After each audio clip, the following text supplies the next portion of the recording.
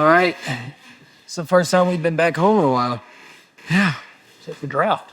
Yeah. It's been good. We've had a long journey, you know, been everywhere across the country, I feel like. But None of you are home enough. well, I bet every parent says that. But if we're all away doing things we love doing, you guys. That's why we raised you to let you go and do your thing. And we literally are all over the country, which is pretty neat. All right, here we go. This will be fun. Most likely to with the four of us right here. Rapid fire, fast as you can. First person that comes to your mind. Most likely to be late for a family dinner. Yes. Tez. Yeah, me. I would say Tez for sure because he's doing. Caleb. Yeah. No. No. It's not. He wouldn't be late to the family dinner. He will be the longest at the family dinner. Yeah. He'll be the last one eating. Last one to eat. Right. Take forever. It's me. Forget their belt. Tez. Caleb. Well, I ain't forgetting no, the he belt. not. Yeah, it's me. on. This is a lot of questions gonna be about. Give no. Listen. This is good. Give the best advice. Okay, cool. Caleb gives Best the best advice? advice. Oh, Yeah. the best. Depends on what it Well, is. yeah, it depends on what it is. Dad. You well overall, Dad. He's given probably the most advice, but not the That's best just 'cause he's advice. When The oldest. we're going pound for pound, Caleb's got good advice. You got to do it. Oh, this is crap. Not respond to your text. No. I do a good job of responding. I do respond. It just takes me a minute. How long? I mean, what are we It just takes me a minute. It just takes me a minute to respond. You do not. I'm working out or doing something. That's my first words to you when Exactly. you get on the phone. Never answer my call. All right. Tez Who's is great most at like? responding. Okay, I'm listen. really good at responding. Listen. You're a hit or miss. Yeah, What? sometimes. Don't put you in a group message. No, group man, that's different. Exactly. So Now, if you text me separate, like it's just Caleb, hey, what do you think about this? I will respond to every single Right one of there, y'all's send text back. message eventually. as soon as possible. Usually it's fast. But a conversation has to end at some point, especially yours. We'll let him think. So who's most likely Never ends. to cry during a movie? I don't know. Dad. The I'm next not sentimental is Caleb. Yeah. It's Ooh, when Dancing with the Stars. I gotta go with dancing Tez. with the star. But you're not You even would win Dancing with the Stars? you're not even a very good dancer. Well, I'd say you might win Dancing with the Stars. I would agree. You would have. Dad and I are automatic. I am out. I got booted when they did auditions. I will win that. Catch me breaking it down June 20th. though. Dad, what do they say? You can't walk straight and chew gum at the same time. He's so uncoordinated. All right, last one. Show up underdressed to a formal event. That is him, if I have ever seen one. I just. This is what's funny. And I'm going to put you on blast for a second. Okay, let's see. So we grew up wearing hand-me-downs. Well, Dad now wears hand-me-ups because he wears those clothes from when we were in Yes. high wore y'all's school, clothes from early college. College, you know. There's no sense in getting rid of them. Hand-me-ups. I've never worn them, so they're new to me.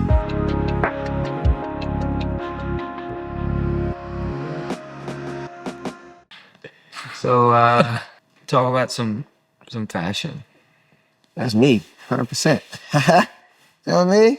It ties into everything. You've been in the league for a year, though. So being in the league for a year and seeing guys around you in your team, like in your locker room, when you look around and you say fashion, who has the most fashion on the team? It's kind of a mindset thing. You get ready for the game. It's like you dress up, you get ready to go prepare, you look good, you feel good, you play good. I believe it. I definitely believe And that. so you have confidence putting on something nice, and it's funny what you can do, to the mind. Well, I got a question. So you say look good, feel good, play good. You think you can go out there with a different number and go out there and do the same thing? Yeah. If I had changed numbers, that'd be fine. See, I feel What about you? negative. Well, you're about to have to change numbers. I understand, but like it would be a comfortable number to be. Like I can't go out there in 52. Oh, you can't. It's illegal. Can you go out in 81? Hey, my first JV game ever, I won number 43. Some numbers are worse. It kills the confidence part. What's the worst number then? What do you think about 41? For a Tez? quarterback, I think 19 could be one of the worst. Yeah. Anything below 19, I feel like for me, anything 18, in the 17, 80s, 16. Anything in the 80s? anything in the 80s. 81's cool. Guys that can really rock. Big for bigger 81. guys, yeah. That is true. And that's another thing for you is Yeah. the if you go to a jersey. team The that- number could be bigger than you. Yeah. Like you go to a team with a lone, like Oregon, if you don't have a double number, then Yeah, you're right. Big numbers take up most of the. That's a good point. Is how the aesthetic of a uniform can yeah. change the look Style of a of the person. number. All right, so Tez, you kind of wore jumpsuits, I guess, a lot in college. Coach Landon kind of made you wear jumpsuits, wouldn't let you, Yeah. go off the cuff. What are you most excited about in the NFL that you get to just show up and wear whatever you want? Probably the pregame pictures, like for me. I can just show The pictures? like the pregame pictures. So you said like you want So what's the- like I'm normally like you said, I'm in a jumpsuit, I'm in all black Oregon shoes, and you just gotta Yeah, and there's something to it.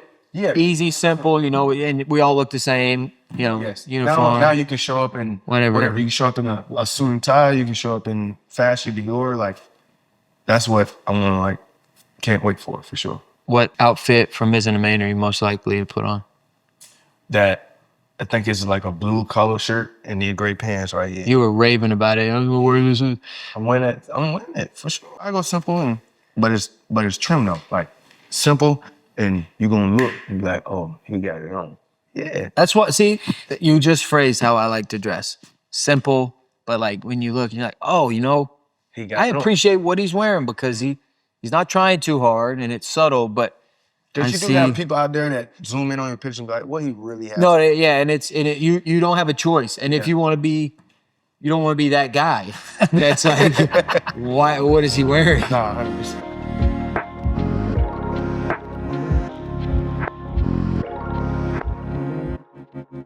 Okay, well, I'm gonna ask you this. I want to know what success actually means to you. What success actually means to you? It probably means being the best version of yourself, always getting better, and reaching your potential, That's pretty good. impacting others. Tiz? I kind of piggyback off what he said, but it's always knowing that you're getting better in life, not just with anything that you're doing, just like within Christ and your faith and how you treat your family members or the person next to you. So like that's success to me. Like, how can you make the next person to you smile every single day? For me, my definition has probably evolved over time. I used to think early, you think of success as like winning and losing. And then you figure out that, well, if losing is inevitable and you're going to go through these losses anyway, how can you find success in the loss? And most wins come from those, experiences or learnings from the losses. So over time, you kind of put together, like Caleb said, maximizing your potential compared to the results that you're facing. It's more about the process. And are you evaluating? Are you getting better? Are you maximizing your potential? Are you making the players around you better? Are you helping your coaches out? Are you, all that whole thing. Mismanaged success is the leading cause of failure.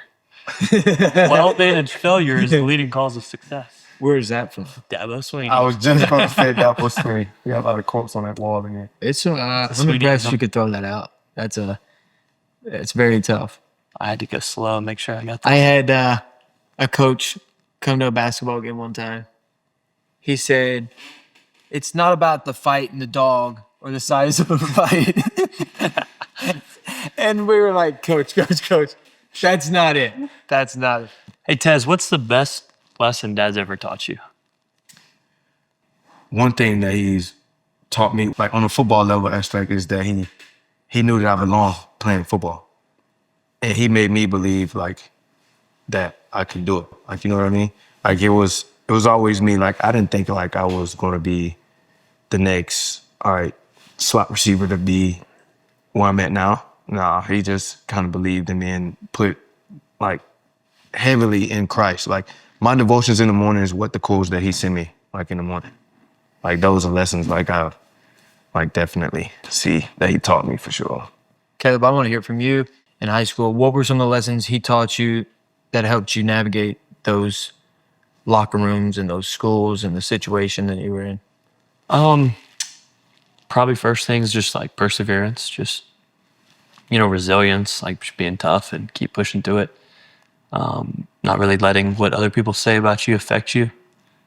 Can't really control it. Can't really, care about it. Doesn't matter.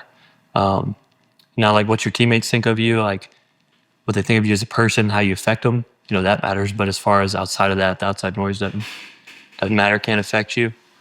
So yeah, resilience. Well, everybody talks about doesn't matter what other people say and this and that, but it's hard to not listen to it, or if you listen to it, it's hard not to believe it. So what do you do? like can you sit here and say, I just couldn't listen to other people, or I couldn't let negativity, around and crouch around, because to me, if you let it around, it always gets in, and you have some mental blocks, and you have to get yourself out of some holes. But how did you do it at a young age? Just started developing better relationships with teammates and coaches, and like those actually closer to you. That their opinion does matter and their voice does matter. What they think of you, what they, how they know you, what they see you do, like the work you do. So just prioritizing their voices, and trusting the people that see you every day and are around you.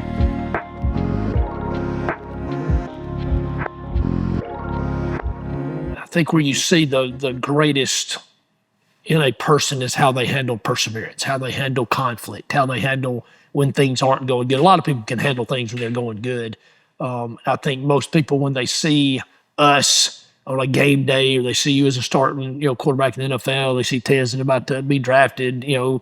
Caleb is playing at Clemson as a safety, and he's been able to make a transition. A lot of people see success, but I think when I think of each one of you, I kind of think more of the behind the scenes and the perseverance, the fight that each one of you have had.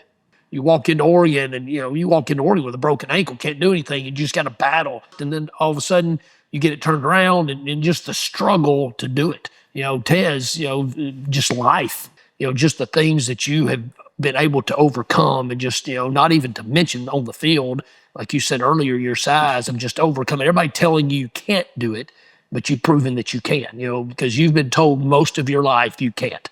From you weren't smart enough, you're not big enough, you're not this, you're not that, and you've just found a way just to keep doing it. Everybody tells you can't do it. No, I can, and I'm going to, and you just keep doing it.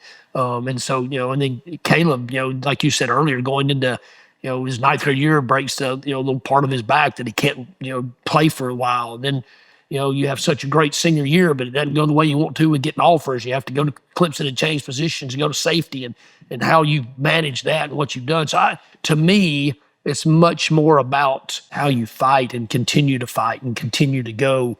And so when I think of each one of you, I remember, and I think about, as a dad, I see the heartache. I see the times that, those times we threw in gyms when nobody was around, the times, Tez training right now, when nobody's watching, and so I think of those times. And there's a lot of people out there that want what you have, and each one of you have battled and struggled and wrestled to be able to get where you are, and it has not been easy. But as a dad, I think I'm probably as proud of that as I am anything, is that no, it hadn't been easy, but every one of you are having great success with what God has given you. And so as a dad, I think that's for me, the greatest thing is just watching you go through the struggle, but overcome it, and be better at the end of it than you were going into it.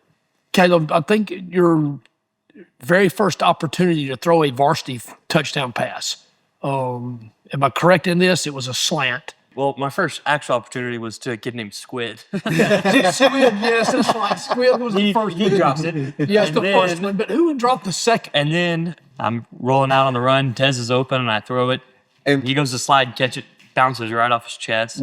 That's not what happened. A couple, 2 or 3, 4 go by, and then finally he catches my first touchdown. I was at the game. I had come back home. We were off or something. It took him forever. And I was at the game that Caleb threw his first varsity touchdown pass, and I recorded it because he threw it. It was to Tez, yes. Pretty cool. So Tez, you got to drop one from him early. I dropped this. Finally caught the first. Well, he's caught my fair share too. So Yes. don't act like he's Now, I dropped a couple at Bo's, but yours, I remember yours vividly because I remember Sean, and he was trying to celebrate with me, and I was like, move. I told him it was probably the worst I did as a teammate, and then I gave him like high five and hugged him because it was his first touchdown. That was pretty awesome because he was smart. I got the video too. I can show you. Yeah, it was pretty awesome to catch his first, wasn't it? Yeah, it definitely. So Tez, you've played with both of them.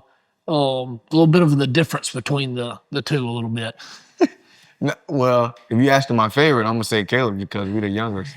Like we both the younger brothers, and we always wanted to like, show him up. y'all You know what I mean? Like y'all got to talk cool. we gotta keep his head, not the airhead. You know what I'm saying? So we gotta kind of humble him. So we always kind of like team up against him and make sure that he knows that he can be beaten at something. Period. We had some really good We've had moments. backyard football. The arguments between you two is probably historical. Now, Hoover game, I didn't know a clue what was going on. I just see both of you guys. Because he called a zone read and he tagged a slant by the single. His guy falls off and makes a tackle. If he doesn't, they had squeezed and there was no line of edge for the defense. I was gone on national television, ESPN, gone. And he wants to just make the tackle for the guy. He was probably saved because he didn't run down. Oh, whatever. I've seen And a you couple know times. that's not even true. I had to go on that. I've seen a couple times you break away and just run out of bounds after you could have scored. I've seen it a couple times. I've seen a few times where you could have scored. You start zigzagging, running. Yeah, Sideways. that's because I'm trying to make a highlight other than score a touchdown. That's Typically the touchdowns. wisest thing I think I've heard you say today. Trying to make a highlight other than scoring a touchdown. I'm just saying, like, You didn't know if you scored a touchdown. That's a highlight. Automatic. I know, but also put him on the top 10 ankle breaker of the week, and That's a highlight too. also a highlight. That's a highlight too. Yes. And usually this guy tackled you. You didn't even break his ankles. I did. Either he's reaching back for me or he tackled me. It's either or. It depends.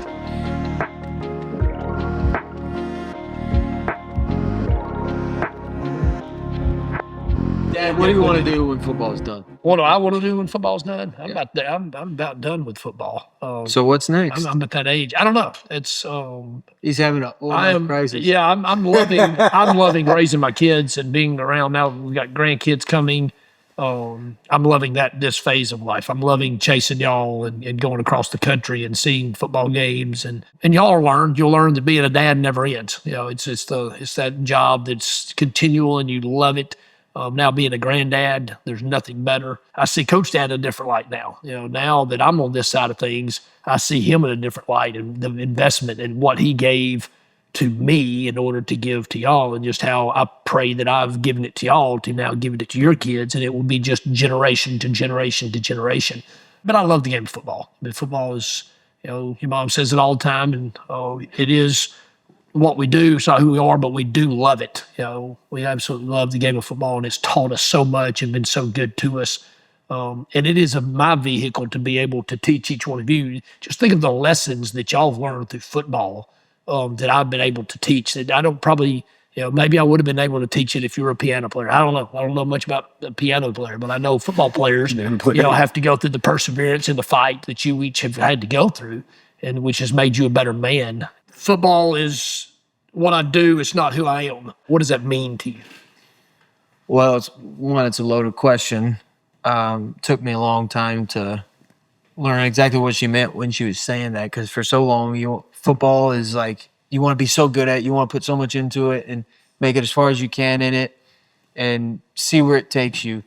But I truly believe it's first part of the phrase. So football is what you do. And I believe if you're given talents, and you're supposed to maximize those talents and be the best at what you're doing, if at all possible. So I'm going to take the game of football and I'm going to be as good as I can be at it. I'm going to work at it. I'm going to train for it. I'm going to put time into it. I know in turn, off of that, I can impact the most amount of people. And it goes right back with it's what you do. It's not who you are. And it's because I'm a football player to most people, but I'm a Christian trying to do what I'm on here at earth, to impact other people. There's a lot more to life than football. And I tell Izzy all the time, if football is done, I'll be done tomorrow. I don't need it.